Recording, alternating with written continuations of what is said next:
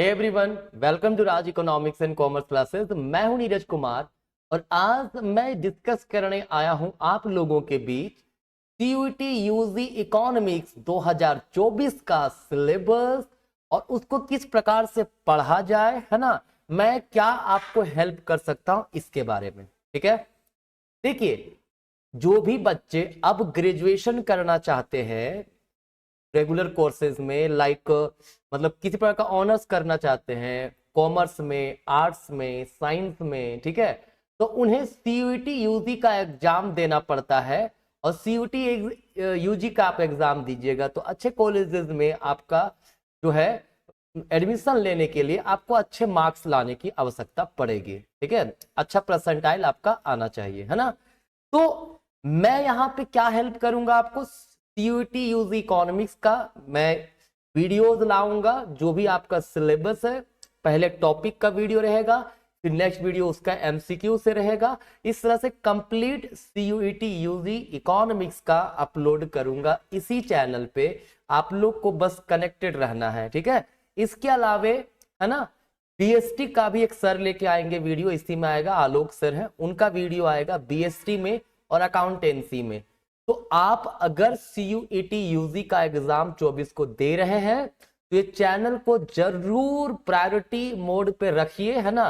Channel subscribe नहीं किए हैं, कर लीजिए और कंटिन्यू बेसिस पे आप वीडियो जो भी अपडेट आएंगे और देखते रहिएगा एंड दोस्तों तक शेयर कीजिए ताकि सबको इसका बेनिफिट मिल सके, ठीक है, क्योंकि ये आप लोगों के लिए फ्री ऑफ कॉस्ट है ना। तो आपको पता होगा सीयूईटी यूजी में एक सब्जेक्ट है इकोनॉमिक्स या फिर बिजनेस इकोनॉमिक्स, है ना, जिसका नंबर है 309, है ना। तो वो सिलेबस उन लोगों के लिए क्या है, तो देखते हैं सिलेबस हम लोग। देखिए, ध्यान रखिएगा, एक क्वेश्चन पेपर रहेगा, है ना, सीयूईटी यूजी में इकोनॉमिक्स का, जिसमें कुल 50 क्वेश्चन रहेंगे, जिसमें 40 क्वेश्चन को आपको अटेम्प्ट करना है। मैंडेटरी 40 क्वेश्चन होंगे, है ना। 10 क्वेश्चन आप स्किप कर सकते हो जो आपको बहुत डिफिकल्ट या कंफ्यूजिंग लग रहा हो, ठीक है। ध्यान रखिए, इसमें यूनिट 1 में जो हमारा है, पहले माइक्रो इकोनॉमिक्स का सेक्शन है। क्या है? Micro economics. Clear? Micro economics में आपका क्या है, बेसिकली माइक्रो इकोनॉमिक्स का डेफिनेशंस वगैरह क्या है, उसका सेंट्रल प्रॉब्लम्स क्या है, इनके बारे में पढ़ना है ना। जो सीबीएसई के स्टूडेंट है वो क्लास 11 में माइक्रो पढ़े होंगे, जो जैक बोर्ड के स्टूडेंट है वो क्लास 12 में पढ़े होंगे। तो मैं क्या करूंगा, जो वीडियोस लाऊंगा ना, वो 1 बाय 1, यूनिट 1 का इंट्रोडक्शन ऑफ इकोनॉमिक्स का एक वीडियो रहेगा, जिसमें ब्रीफली मैं पूरा एक्सप्लेन करूंगा चैप्टर को बहुत ही ब्रीफ वे में, ताकि आपको बहुत टाइम भी ना लगे और सब चीजें रिकॉल हो जाए। क्योंकि ऑब्वियस सी बात है, आप 12th एग्जाम दे चुके हो, है ना, तो आपका जब एग्जाम हो चुका है, आप ऑब्वियस सी बात है पढ़ाई कर चुके हो उस चीज का, है ना। तो आपको क्या रिकॉल करने की आवश्यकता है। तो मैं chapter by chapter, her topic by topic का जो है वीडियो लाऊंगा ब्रीफली, लेकिन एमसीक्यू हर चैप्टर में, हर यूनिट से कम 25, 30, 45, 40 इस तरह का क्वेश्चन आपको मिलेगा, ठीक है, जो आपको आपके एग्जाम में बहुत ज्यादा हेल्प करेगा, ठीक है। दूसरा यूनिट है कंज्यूमर बिहेवियर और डिमांड। तो कंज्यूमर बिहेवियर में हमको क्या क्या पढ़ना है भाई, कंज्यूमर इक्विलिब्रियम पढ़ना है, किसके थ्रू, यूटिलिटी अप्रोच के थ्रू, है ना। क्लियर? इसमें यहाँ पे इंडिफरेंस कर्व लिखा नहीं है, लेकिन हम लोग कंज्यूमर इक्विलिब्रियम मान के चलेंगे, दोनों ही पढ़ेंगे, है ना। फिर डिमांड का चैप्टर है, इसमें डिमांड को पढ़ना और इलास्टिसिटी ऑफ डिमांड। डिमांड में सब चीज पढ़ना है आपको, market demand, demand schedule, demand का movement, shifting, elasticity of demand, उसका मेजरमेंट का तरीका, है ना। ये सब चीजें आपको 1 बाय 1 स्टडी करना है, ठीक है। अब जो थर्ड यूनिट है वो मैक्रो इकोनॉमिक्स से है ना। पहला यूनिट जो हमारा पहला सेक्शन, इतना यूनिट 1 और यूनिट 2 ये माइक्रो इकोनॉमिक्स से था। अब यूनिट 3 से जो है हमारा मैक्रो इकोनॉमिक्स शुरू हो रहा है, जो इंट्रोडक्टरी है। मैक्रो इकोनॉमिक्स चाहे सीबीएसई को हो चाहे जैक बोर्ड के हो, सभी ने कब पढ़ा है इसको क्लास 12 में पढ़ा है, ठीक है। तो उसका इंट्रोडक्शन से पहले मैक्रो इकोनॉमिक्स का मीनिंग वगैरह क्या होता है ना।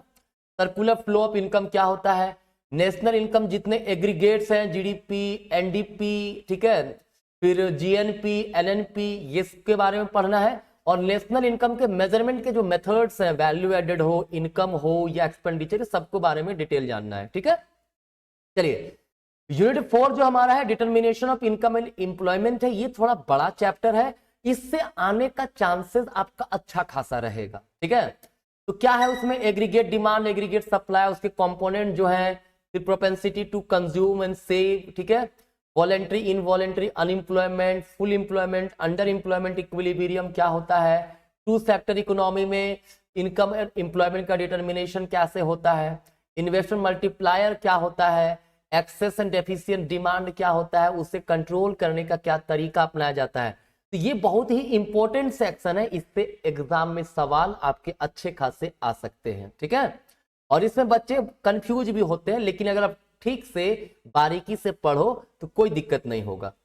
देखो एक चीज आप लोग सोच रहे हैं कि सर हम तो पढ़ चुके 11 12, तो अब क्या फिर पढ़ने जरूरत है, सब तो याद है। नहीं, आपने जितना भी पढ़ा है अभी बहुत ज्यादा एमसीक्यू डिस्कस आपने नहीं किया है, आपने डिस्क्रिप्टिव वे में स्टडी किया है। ठीक है, तो मैं जो वीडियो लाऊंगा ना हर चैप्टर का टॉपिक के साथ एमसीक्यू इसलिए लाऊंगा ताकि एमसीक्यू में जो क्वेश्चंस आते हैं, कई बार होते हैं कि बहुत सारे ऑप्शंस आपको लगेंगे सिमिलर है, तो वहां पे करेक्ट आंसर कैसे चूज करें, ठीक है, उसके बारे में मैं आप लोग को आइडिया दूंगा। ठीक है, मॉड्यूल 5 हमारा यूनिट 5 जो है वो मनी बैंकिंग है। मनी में मनी का क्या फंक्शंस है, मीनिंग क्या होता है, central bank meaning, function, commercial bank meaning और फंक्शन। ठीक है, अगर आपको याद होगा सीबीएसई वाले कमर्शियल बैंक का सिर्फ क्रेडिट क्रिएशन पढ़ा था, सिलेबस में था। ठीक है, लेकिन आपको मीनिंग एंड फंक्शन दोनों यहाँ पे जानना है। ठीक है, फिर गवर्नमेंट बजट एंड इकोनॉमी है, ये भी बहुत इंपॉर्टेंट सेक्शन है, इसमें भी बच्चे कंफ्यूज होते हैं। गवर्नमेंट बजट पूरा कंप्लीट पढ़ना है, उसका मीनिंग, उसके कंपोनेंट क्या होते हैं, ऑब्जेक्टिव क्या होता है, क्लासिफिकेशन ऑफ रिसीट्स क्या है, एक्सपेंडिचर का क्लासिफिकेशन क्या है, balance budget, surplus budget, deficit budget क्या होता है। ठीक है, वो सब के बारे में डिटेल में आपको स्टडी करना है। ठीक है, और कौन सा डेफिसिट का क्या इंप्लीकेशंस है उसके बारे में। फिर हमारा है यूनिट 7 बैलेंस ऑफ पेमेंट से रिलेटेड, जो जिसमें हम लोग को फॉरेन एक्सचेंज रेट पढ़ना है, बैलेंस ऑफ पेमेंट के बारे में पढ़ना है। फॉरेन एक्सचेंज बहुत ज्यादा नहीं पढ़ना है, सिर्फ फिक्स फ्लेक्सिबल एक्सचेंज रेट पढ़ के उसका मेरिट डिमेरिट जान लीजिए और determination through demand and supply. ठीक है, क्लियर है। नेक्स्ट इसके बाद आपका इंडियन इकोनॉमी, तो ये है यूनिट नंबर 8। इसमें क्या डेवलपमेंट एक्सपीरियंस 1947 से 90 एंड इकोनॉमिक रिफॉर्म्स इन 1991। ठीक है, देखिए जो डेवलपमेंट एक्सपीरियंस है, इंडिया जब आजाद हुआ, आजादी से 90 तक कैसा चला, 1991 का इकोनॉमिक रिफॉर्म जो हुआ जिसको एलपीजी के नाम से जानते हैं, उसमें क्या किया गया, उसमें आगे क्या चीजें हैं। ठीक है, कहता है इसके बाद हमारा यूनिट नंबर जो 9 है वो है current challenges facing Indian economy, जो प्रेजेंट में इंडियन इकोनॉमी क्या प्रॉब्लम फेस कर रहा है। पॉवर्टी एक प्रॉब्लम है, human capital formation, rural development, employment, infrastructure, sustainable economic development, ये सब चीजों के बारे में आपको पढ़ना है। ठीक है, इसके अलावा क्या पढ़ना है इंडियन इकोनॉमी में, यूनिट नंबर 10 वो है डेवलपमेंट एक्सपीरियंस ऑफ इंडिया, मतलब इंडिया का जो डेवलपमेंट एक्सपीरियंस है विद इट्स नेबर कंट्रीज कैसा है। ठीक है, उसमें पाकिस्तान के साथ कैसा है, क्या है डेवलपमेंट एक्सपीरियंस, चाइना के साथ क्या है, इकोनॉमिक ग्रोथ में क्या इश्यूज है, पॉपुलेशन क्या है, सेक्टोरल डेवलपमेंट क्या है, और अदर ह्यूमन डेवलपमेंट इंडिकेटर्स क्या है, इनके बारे में जानना है। मतलब अगर आप ध्यान से देखो तो इकोनॉमिक्स या बिजनेस इकोनॉमिक्स पढ़ना क्या क्या है, माइक्रो पढ़ना है, मैक्रो पढ़ना है, इंडियन इकोनॉमी पढ़ना है। तो भाई कम समय है ना, फॉर्म भराना आपका स्टार्ट हो चुका है सीयूटी यूजी का, है ना, तो एग्जाम आपका बहुत जल्द जब ले लेगा एग्जाम, है ना, तो क्या करना, इतना कम समय में कैसे करें, इसलिए मैं आप लोगों के लिए ला रहा हूं वीडियो, है ना।